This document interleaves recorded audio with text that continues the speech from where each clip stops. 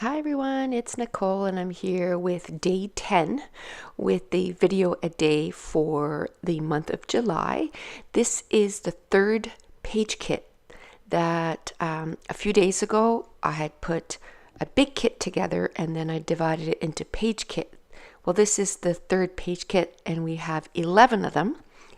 And then with the scraps, we're going to try and make a couple more by the end of this month. And I'll have a video, at the end of the month kind of showing you all the pages that we got done with this page kit.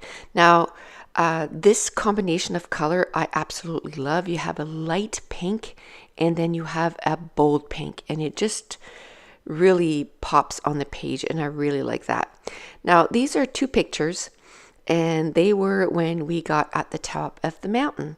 Now, we couldn't, well, I guess we could have been all in the same picture if we would have asked somebody else to take the picture, but it was absolutely crazy at the top of the mountain. The train that goes up and down the mountain and brings people to, go to the top of Mount Washington had just arrived, and it was absolutely mayhem up there. And we couldn't even get close to the sign that said, this is the top of Mount Washington and how high it is and all this stuff, because there was at least, and I'm not exaggerating, at least 60 people in line. And we just didn't have time to wait to get our pictures done in front of that sign, because we still had to climb down the mountain, and it was, I don't know, maybe like 12:30, 1 o'clock, which doesn't sound too late, but when it's taking you 4 hours to come up, you got to figure that it's going to take you, you got to give yourself time in daylight to go down this mountain and not end up in the dark. And I'm glad we didn't, lollygag too much at the top of the mountain, because I ended up hurting my knee on the way down, which it took us 4 hours to come up the mountain, but it took us 5 to get down, which normally going down should take you less, because you're kind of going with gravity here. But it was really treacherous going down that mountain. Like I said, some of these places, it was just like rocks, and it was, it didn't feel like there was a trail there at all, and you had to hold on for dear life. But it all worked out, and but we couldn't take our time to take pictures. So what we did was, one of us took a picture of the other four, and then somebody else went, and it was myself. I wasn't in the first picture, and then the second picture, then my daughter's fiance took the picture. And so what I did was I just cut down the picture that I was in, because it was just me and Josh. So Josh is in there twice, but that's okay. And because I didn't want two 4x4, I just wanted basically one. It's not quite 4x6, but it's pretty close to 4x6. And so that's what I did. I kind of cropped those pictures down and put them together with some washi tape. And then I mounted it on one of the 6x6, which is pattern paper. And then mounted the whole thing on that 6x6 that has words, and it just says weekend, which was fine. And then I kind of made, I think it's probably like a 7x7, maybe a square, that I mounted the whole thing on. Now that I have the basic design of the layout, then I just start figuring out, okay, where am I going to do my clusters? And once I figure out approximately where my clusters are, then I just go through the embellishments that I had pulled for this page kit, and I tried to see where they would look, the best on the layout. So I ended up using one of those large tickets again from Vicky Bouton, and this time, instead of using it as a journaling place, I used it as an embellishment cluster beginner, or the better term for that would be the base. So the base of the cluster, I like to use things like tags or circles or rectangles, and it's sort of the base where you can start building up your embellishments, and it gives you something. It's like an anchor. It's my anchor. That's the word I want to use. It's my anchor for all my embellishments. So it gives you somewhere to start building your embellishment clusters. But before we're going to go any further, I decided to grab my distress stains, which I hadn't used those in forever. And I decided that, you know what, I got to start using some of the stuff that I used to be so excited about, or for all these years ago. And now they're in my stash, but I got to use them. So I used a distress stain, and then I used a mist, and I'm just adding some splatters. So the distress stain is in pink, and then the splatters are in black, because I know I want to add some black elements to my layout. And then I'm just looking at it, and I'm like, what else could I add?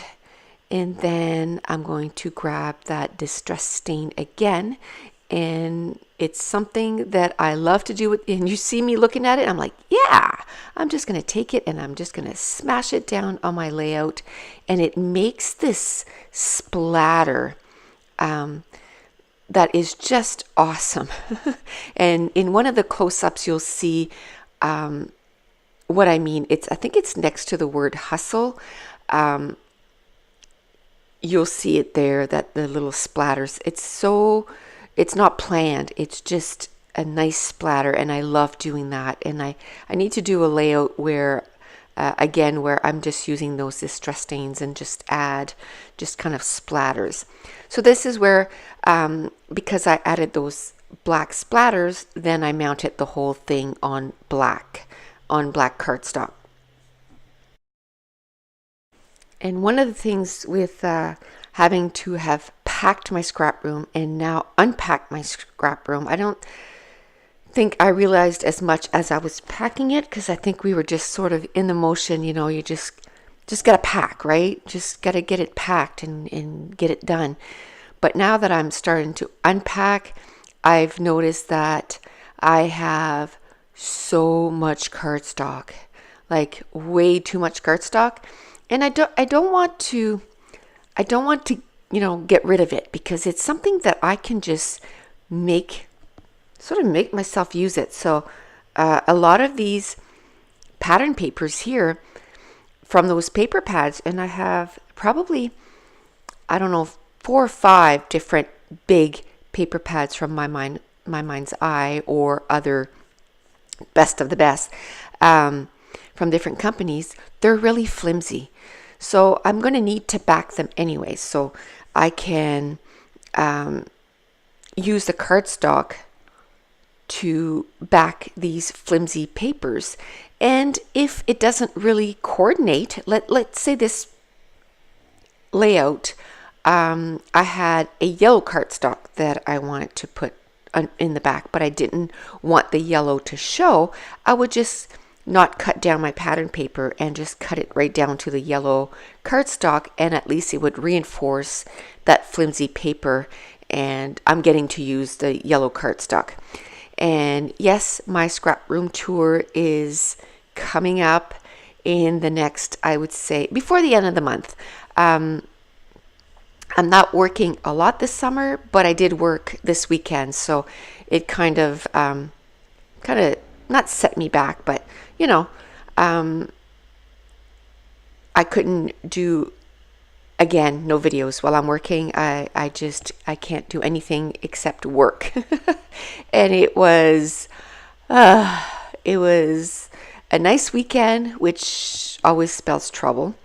It was the full moon, and it's sort of like for us, the beginning of summer. It was super gorgeous, so it was absolutely insane.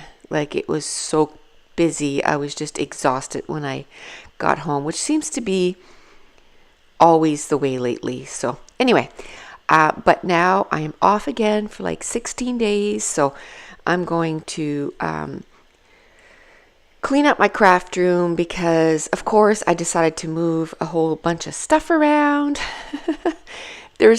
I knew that by when I put my craft room together that there would be some stuff that I would want to move around, that it wouldn't be exactly the way I wanted it. Now the furniture is still where it needs to be. It's just I need to move some stuff around. So I need to finish that. I'm going to put like a time every day. I'm going to spend, half an hour or so and get it done. And then I'm going to start filming, and I'm going to film it in little sections, and I'm going to upload, a few videos that way. But anyway, back to, because I've had several people ask me, when is your scrap room tour? It's coming. I just need to tweak it a little bit. But anyway, back to this layout. I'm going to use these Doodlebug Teensy type, which is my favorite alpha. As you can tell, they've been picked over, and I'm still using them as much as I can. If you've been watching for a while, you know that I'm really trying on not buying anything. I'm really going to try and use what I have. So I'm trying to use the alphas that I have, and the papers that I have, and the embellishments that I have, and really make a dent, or feel that I'm using some of the stuff that I've bought over the years, and kind of use what I called my retirement stash. It's time to get that used up. One thing that I was wondering, I've had so many people comment, and even when I went to crops, they said that watching my videos for Calvin Ball and all these kit prepping, how it's changed how they go to crops and stuff. And it made me think, like, most of the time I scrap alone. 99% of the time I scrap alone. And there's a few times that I've had friends come over, or I meet up with friends, but it made me wonder, how many times a year do you attend a crop? For myself, for the longest time, I went like 3 to 4 times a year. And then for about, I didn't think it was that long, but my friend said, no, it's been that long. I think it was for the last 5 years, I had gone 0. I couldn't believe it. 0 times. And then in the last 2 years, I've gone to 2 crops. No, last year I went to 3 crops, and this year I've gone to 2 crops so far, and I'm hoping to go to 1 more if I can squeeze it in. So just let me know in the comments below, how many times a year do you attend a crop? And that's going to complete this layout. I do have some pictures coming up at the end. And if you're new to my channel, I just want to let you know that for the entire month of July, I'm uploading a video a day. And if you're new, please don't forget to subscribe. And if you're enjoying these videos, please give me a thumbs up. And I want to thank you so much for watching. Bye.